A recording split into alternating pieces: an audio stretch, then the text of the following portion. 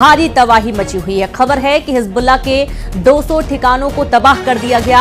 इन ठिकानों में launchers, anti tank launching position, military building और हथियार डिपो को टारगेट किया गया। वहीं इजरायली सेना के जगहटा जिले के एतो शहर पर हवाई हमला किया गया। हमले में दावा किया कि 18 लोगों की मौत हुई है, 4 घायल हुए हैं। इजरायल के प्रधानमंत्री बेंजामिन नेतन्याहू ने कहा कि हम हिजबुल्लाह पर बेरहमी से हमला करना जारी रखेंगे।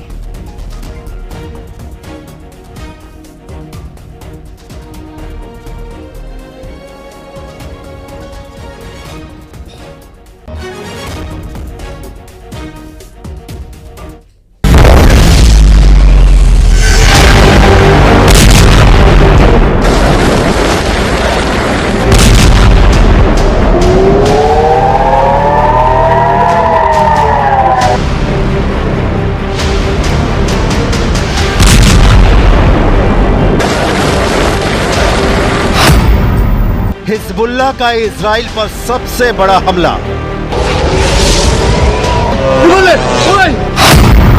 4 सैनिकों की मौत से दहला इजराइल।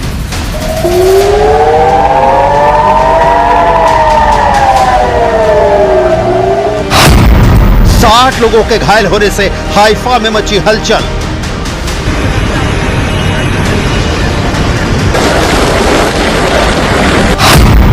नसरल्लाह मारा गया लेकिन हिजबुल्लाह जिंदा है।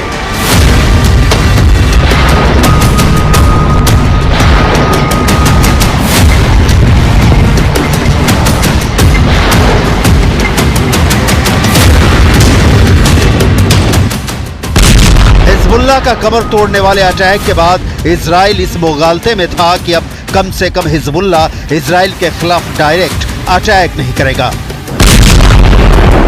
लेकिन हिजबुल्लाह ने ऐसा करारा जवाब दिया कि इजराइल के होश उड़ गए हैं।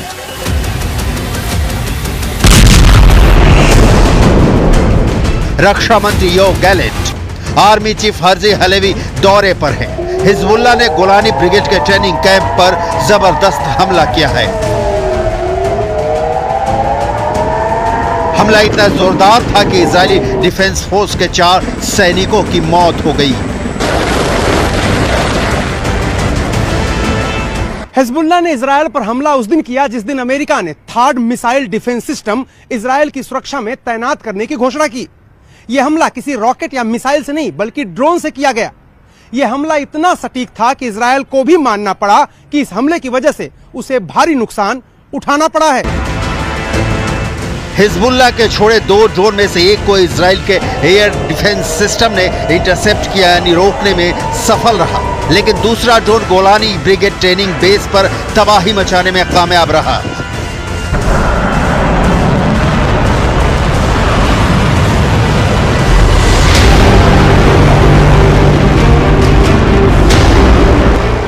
दो दिनों में इजराइल के खिलाफ हिजबुल्लाह का ये दूसरा हमला है।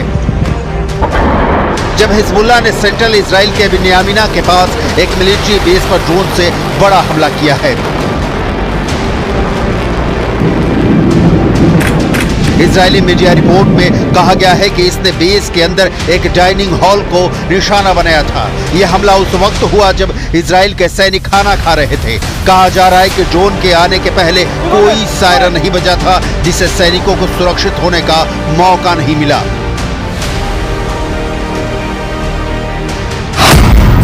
हिजबुल्लाह के इस ड्रोन अटैक में सार्जेंट ओमरी टमारी उम्र 19 साल, सार्जेंट योसेफ हीब उम्र 19 साल, सार्जेंट योआव एगमॉन उम्र 19 साल और 19 साल के ही सार्जेंट एलोन एमेचे की मौत हो गई। ये सभी गोलानी ट्रेनिंग बेस पर तैनात थे। जंग की शुरुआत से ही इजरायल यूएवी के खतरे का सामना कर रहा है। बिन्यामिना मिलिट्री कैंप जहां पर ड्रोन अटैक हुआ वो लेबनान की सीमा से महज 65 किलोमीटर दूर ही है। आईडीएफ ने अपनी शुरुआती जांच रिपोर्ट में पाया है कि ये दोनों ड्रोन समुद्र की सीमा के रास्ते इजरायल में घुसे। ये दोनों ड्रोन मिरसाद थे, जिन्हें ईरान में अबाबिल टी भी कहा जाता है। मिरसाद ड्रोन हिजबुल्लाह का आत्मघाती ड्रोन है। मिरसाद 1 को ईरान के मोहजर 2 मॉडल के डिजाइन पर बनाया गया है। इसमें हिजबुल्लाह के लिए थोड़े संशोधन किए गए हैं। ये ड्रोन 40 किलोग्राम तक विस्फोटक ले जा सकता है। इसकी अधिकतम गति 370 किलोमीटर प्रति घंटा है और इसकी रेंज 120 किलोमीटर तक हमला करने की है। ये 3000 मीटर की ऊंचाई तक उड़ सकता है। हिजबुल्लाह अक्सर इसका इस्तेमाल इजरायली हवाई क्षेत्र में घुसने के लिए करता है। सबसे बड़ी बात यह है कि ड्रोन इजराइल के एयर डिफेंस सिस्टम को चकमा देने में सफल रहा। इजरायली वायुसेना के विमानों और हेलीकॉप्टर ने दूसरे ड्रोन का पीछा किया, लेकिन यह रडार से गायब हो गया। इजरायली सेना इसका पता नहीं लगा सकी क्योंकि शायद ये जमीन के बहुत करीब उड़ रहा था। अनुमान है कि रडार से गायब हुआ ड्रोन और हमला करने वाला ड्रोन दोनों एक ही थे।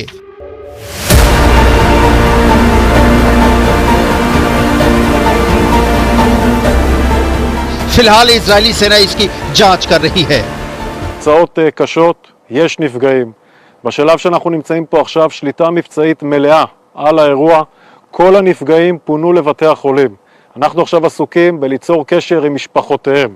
כל החיילים בבסיס הונחו להתקשר הביתה ולעדכן את משפחותיהם שהם בסדר.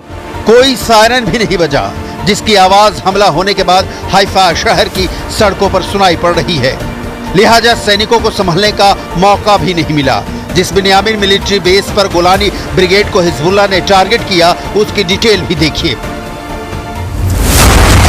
गोलानी ब्रिगेड इजरायली पैदल सेना का ही हिस्सा है। इसका गठन 28 फरवरी 1948 को हुआ था, जब ऊपरी गलील में लेबानोनी ब्रिगेड को 2 छोटे ब्रिगेड में विभाजित किया गया था। ये आईडीएफ में सबसे अधिक सुसज्जित ग्राउंड सेना इकाइयों में से एक है। इस ब्रिगेड को ग्राउंड ऑपरेशन को अंजाम देने के लिए जाना जाता है। 1948 के अरब इजरायली युद्ध के बाद गोलानी ब्रिगेड ने 1950 के दशक में कई ऑपरेशनों को अंजाम दिया।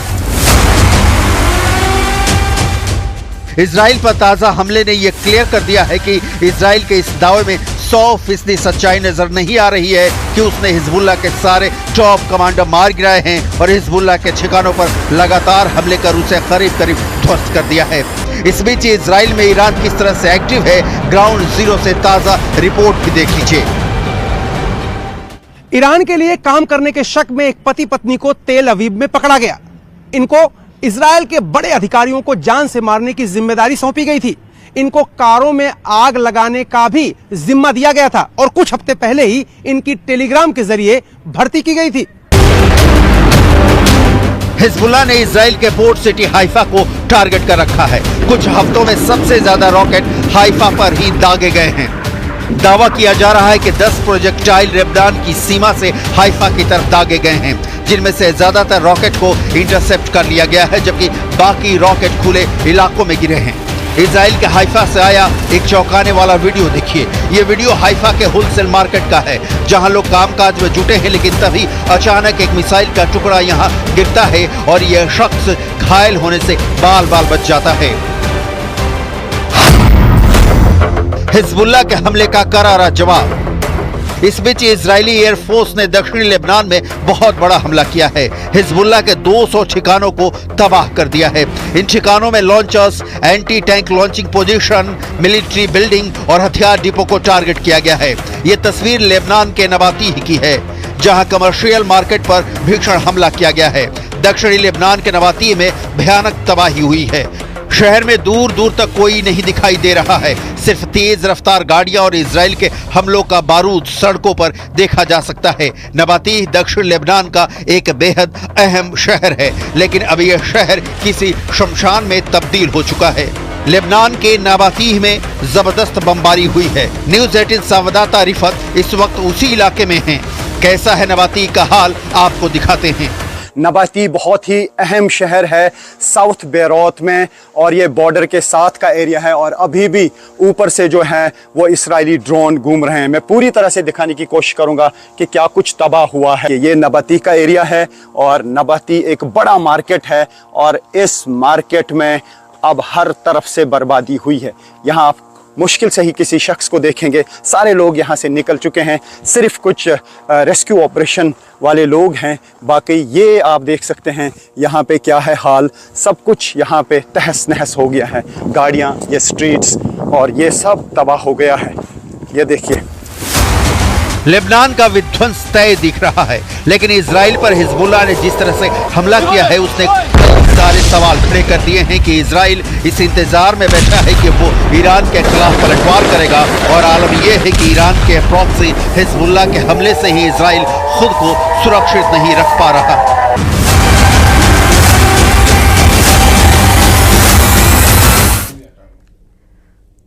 हसन नसरल्लाह की मौत हो चुकी है, हिजबुल्लाह की भी मौत की पुष्टि कर चुका है, लेकिन हाइफा में हुए हमले के बाद अब इजराइल में हसन नसरल्लाह का खौफ फिर से फैलने लगा है। इजराइल में लोग पूछ रहे हैं कि हिजबुल्लाह का पूरा अटैक सिस्टम तो पहले से ही खतरनाक रूप ले चुका है।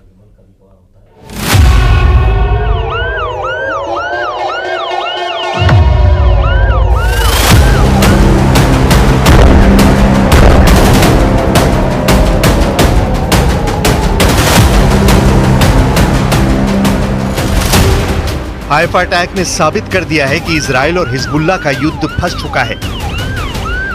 हाइफा अटैक ने बता दिया है कि ये युद्ध अब एक तरफा नहीं रहा। गारंटी पूरी है कि ये जंग लंबी चलेगी। हाइफा अटैक ने बता दिया है कि हिजबुल्लाह सुपर एक्टिव है और उसकी ड्रोन पावर से लेकर रॉकेट वाले अटैक में कोई कमी नहीं आई है, ना आएगी।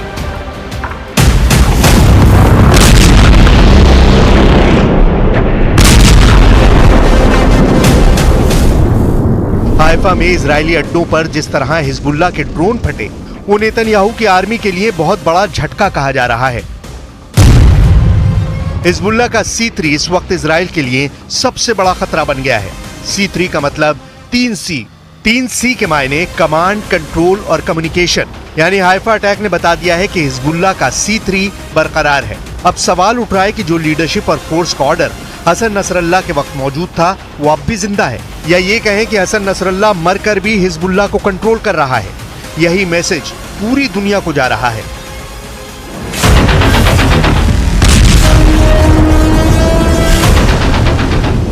हिजबुल्लाह को बैरूत से अब भी ऑर्डर मिल रहा है, इसमें कोई शक नहीं। ना ही उसकी कोई कम्युनिकेशन लाइन टूटी है। उसके हथियारों ने अब भी इजराइल को अपने टारगेट पर लिया हुआ है।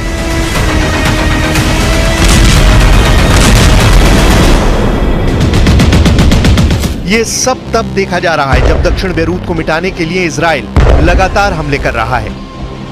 दक्षिण बैरूत की कोई सड़क ऐसी नहीं बची जहां पर गिरी हुई बिल्डिंग का मलबा नहीं नजर आता। लेबनान में इजराइल की बमबारी से 2300 से ज्यादा लोग मारे जा चुके हैं, जबकि घायलों की तादाद 11,000 पहुंच चुकी है। बैरूत ने पिछले कुछ दिनों से जिस तरीके की बमबारी देखी है, उससे लगता था कि दहिया इलाके से हिजबुल्लाह को काफी नुकसान पहुंचा है। लेकिन अब हाइफा पर अटैक करके हिजबुल्लाह ने बता दिया है कि वो अब भी इस युद्ध में बराबर हमले करने की ताकत रखता है। हिजबुल्लाह का कोई हेडक्वार्टर नहीं है, हिजबुल्लाह का कोई बड़ा कमांडर सामने नहीं है, लेकिन फिर भी हिजबुल्लाह के हमले इस्राइल पर तेज हो रहे हैं।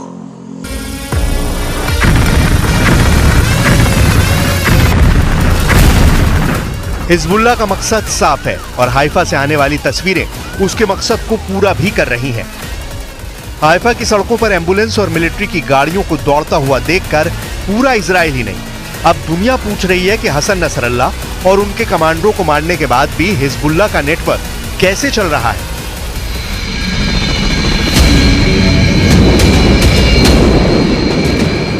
हेलीकॉप्टर से घायल इजरायली सैनिकों को एयरलिफ्ट करने की तस्वीर पूरी दुनिया में वायरल हो रही है।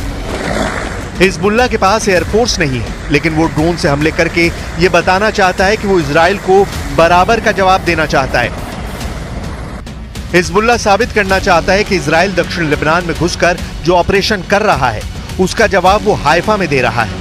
इन दोनों तस्वीरों में एक तरफ इजराइल बहुत मजबूत नजर आ रहा है जब वो हिजबुल्लाह के गढ़ में जमीनी अटैक कर रहा है, तो दूसरी तरफ हाइफा में उसके पूरे डिफेंस सिस्टम की पोल खुलती हुई नजर आ रही है। أما الذرائع الواهية بوجود مخازن أسلحة فلم تعد تنطلي على أحد إلا أنه لا يوجد مؤسسات دولية تراقب أو تحاسب ولا رأي عام دولي له وزن أو تأثير.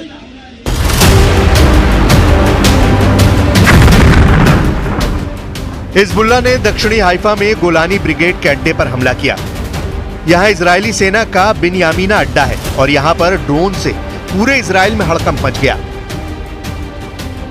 हाइफा में इजराइल के बहुत ही खास मिलिट्री अड्डे पर हुआ ये बहुत ही खतरनाक हमला रहा। ये नेतन्याहू की बड़ी नाकामी बताई जा रही है। Hezbollah is dug in. It's much better defended. It's much better forces. They've got much better trained by the Iranians, and they've got tremendous faith. I probably think they will fight on. They'll take a few days to reorganize the command and control, because that has been utterly destroyed by very good Israeli intelligence and incredible.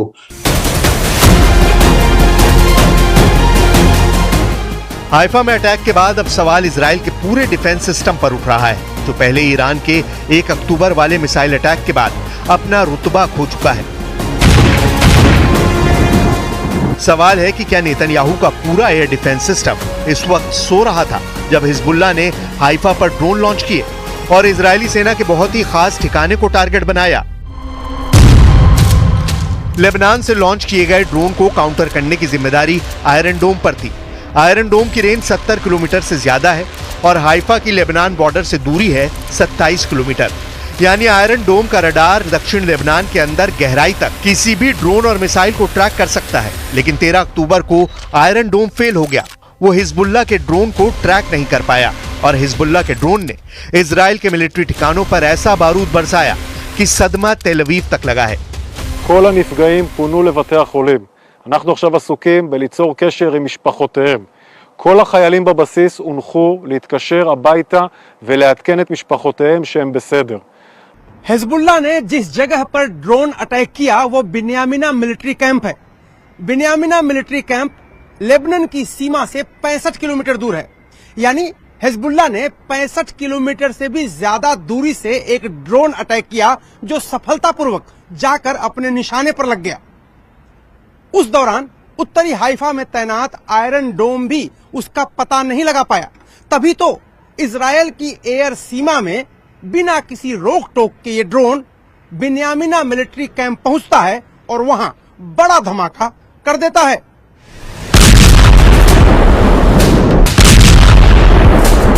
साफ है कि Hezbollah के हमले के सामने Israel का iron डोम air defence system सोता रह गया। ना ही हाइफा में अटैक से पहले सायरन बजा। यह हाइफा की तब की तस्वीरें हैं जब हिजबुल्लाह का अटैक हो गया और फिर सेना ने अलार्म बजाना शुरू किया। अब सवाल है कि इजराइल ने हाइफा पर हिजबुल्लाह के हमले के बाद क्या किया। गजा के देर अल बलहा में क्या हुआ, ये उसकी तस्वीरें हैं। बहुत ही खौफनाक वीडियो है। इजराइल ने अल अक्सा अस्पताल के बाहर हमला किया है। इस हमले में 4 लोगों की मौत हुई है और करीब 50 लोग घायल हुए हैं। धमाके के बाद यहां लगे कैंप में आग लग गई और सब कुछ जलने लगा। नेतन्याहू ने कहा था कि हसन नसरुल्लाह के मारे जाने के बाद हिजबुल्लाह का अंत हो जाएगा, जो नहीं हुआ। नेतन्याहू ने कहा था कि वो बेरूत को गजा बनाने से पीछे नहीं हटेंगे। बेरूत पर हमले जारी हैं, लेकिन हिजबुल्लाह एक्टिव है। नेतन्याहू ने कहा कि दक्षिण लेबनान से वो हिजबुल्लाह को उखाड़ फेंकेंगे। वहां भी ऑपरेशन जारी है और इजराइल के लिए गुड न्यूज सुनने को नहीं मिली है। Those pages haven't ended the war. They probably angered a lot of people in Hezbollah because, and it's not just Hezbollah, a lot of Lebanese don't like them, particularly Sunnis, but a lot of them feel that Hezbollah is representative of, represents Lebanese resistance. So what are they going to do? If Iran lets them, they'll fire some more of the ultra precise weapons in the next few weeks. So probably that's going to happen. Hezbollah और Israel की लड़ाई सिर्फ border पर नहीं हो रही, ये कई फ्रंट पर हो रही है। और नेतन्याहू के लिए बड़ी फिक्र की बात यह है कि अब ये फ्रंट इजराइल के अंदर खुल चुका है। इसमें कोई शक नहीं कि इजराइल अब बेरूत पर बमबारी का नया रिकॉर्ड बना रहा है। लेकिन इजराइल इस वक्त बहुत ज्यादा दबाव में है। नेतन्याहू ईरान पर पलटवार करने की सोच रहे हैं, लेकिन पुतिन और पेजेकिशियान की मीटिंग के बाद ईरान से जो रिपोर्ट आ रही है वो इजराइल के लिए बुरी खबर कही जा रही है।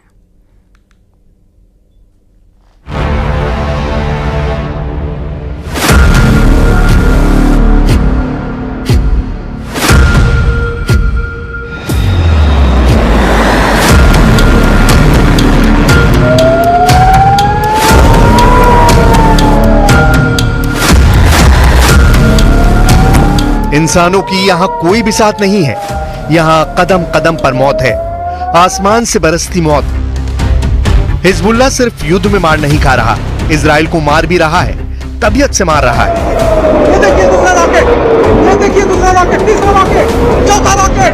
मार इतनी भयानक है कि उसका trailer news 18 India reporter Arun Singh और वीडियो जर्नलिस्ट राकेश नेगी ने कैमरे में कैप्चर की है। ये शोर सुनिए, रॉकेट की रफ्तार देखिए, फिर धमाके का असर खुद ब खुद समझ सकेंगे। कलेजा थर्रा देने वाले दृश्य अब इजराइल में दिख रहे हैं।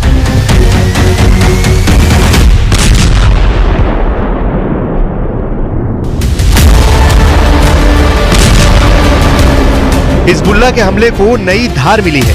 ईरान भी अब खुलकर इजराइल को दहलाने जा रहा है।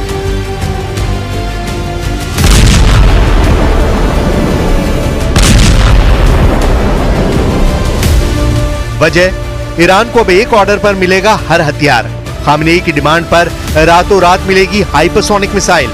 कुद्स फोर्स जब चाहे उसे मिल जाएगा सुपरसोनिक आसमानी लड़ाका। ईरान को न्यूक्लियर थ्रेट हुआ तो एटम बम का भी हो जाएगा जुगाड़। इजराइल हो या अमेरिका, ईरान को अब किसी से नहीं डर।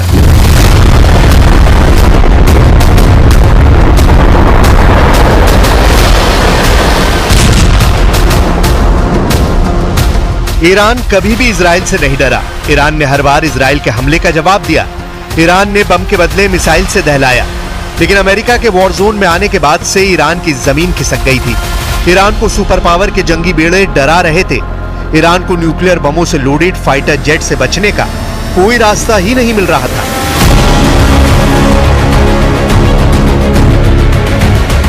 मगर अब तेहरान में टेंशन जैसी कोई बात नहीं। सुप्रीम लीडर अली खामनेई भी बेफिक्र है। वजह है मॉस्को से हुआ एक ऐलान। ईरान को रूस से क्या क्या गारंटी मिली है, डिटेल व्हाइट हाउस तक पहुंच गई है, जिसके चलते करीब एक हफ्ते से नेतन्याहू से बातचीत नहीं कर रहे प्रेसिडेंट जो बाइडेन ने फटाफट मीटिंग फाइनल कर ली है। यानी 2 हॉटलाइन एक्टिव है 24/7।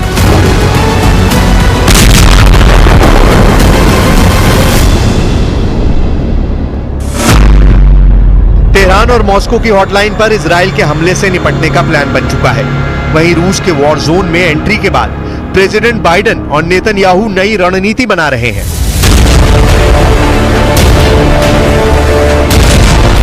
लीडर्स की वॉर प्लानिंग से अलग युद्ध के मैदान में खून खराबे की लिमिट क्रॉस होती जा रही है। हिजबुल्लाह के रॉकेट धमाके हाइफा में हाहाकार मचा रहे हैं।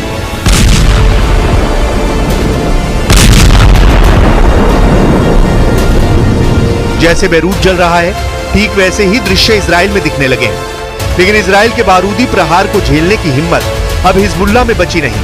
हिजबुल्लाह सीज फायर की दहाड़ लगा रहा है।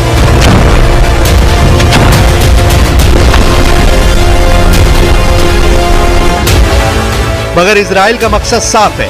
हिजबुल्लाह, हमास, हूती के साथ इन सब के अघोषित आका ईरान की तबाही। אנחנו משנים את המציאות מקצה אל קצה. וכל העולם משתאה מהמכות שאתם מנחיתים על אויבינו, ואני מצדיע לכם ואומר לכם, אתם דור הניצחון. יחד נילחם ויחד ננצח, בעזרת השם. जबकि युद्ध में इजराइल को भी भारी कीमत चुकानी पड़ रही है। हिजबुल्लाह लड़ाके इजराइल को घर में घुसकर दहलाने लगे हैं। यह हाइफा सिटी का हाल है। हिजबुल्लाह आर्मी ने हाइफा में रॉकेट धमाके की झड़ी लगा रखी है।